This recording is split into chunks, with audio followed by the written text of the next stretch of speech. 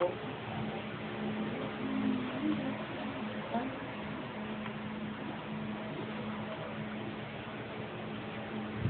is your name? Maria Floresel Iguan, ma'am. How old are you? 32, ma'am. Are you married or single? Ma'am, separated. With children? Yes, ma'am. How many children? 4, ma'am. Okay, who will take care of your children if you go and work in Hong Kong? My children, ma'am, is only my ex-husband. All your children? Yes, ma'am. You are not lonely without your children? It's lonely, but this is my job. I need to work for my children. Okay. What is your highest educational attainment? Ma'am. How many brothers and sisters do you have? 3 sisters and 3 brothers. Okay, what is your number in the family? Number 2, ma'am. Okay, do you have experience abroad? Yes, ma'am. In what country? UAE. Dubai? Yes, ma'am. Sharjah. Okay, how long did you work there? 3 years, ma'am. With only one employer? Yes, ma'am. Same. How many members of the family? 7, ma'am. Did you look after children? What do you mean?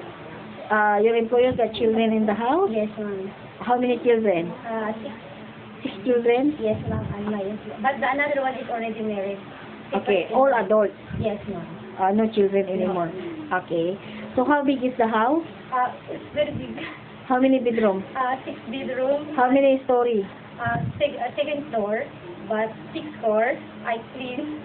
With how many domestic helpers? Only one, ma'am. You alone? Yes, ma'am. Okay. If in Hong Kong, there's an employer with a big house, are you willing to accept? Yes, ma'am. Okay. You are entitled for once a week off day in Hong Kong. If requested by your employer not to go off with compensation, are you willing to Yes, accept? ma'am.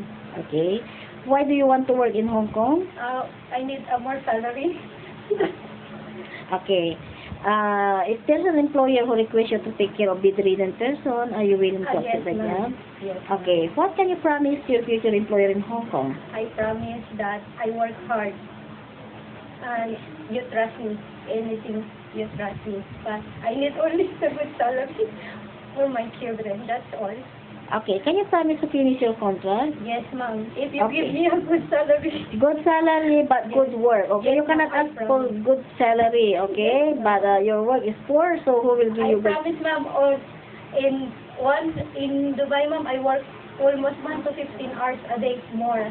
Okay, you are hardworking person. Yes, ma'am. Okay, good luck to you. Hope you will get into it soon. I hope so.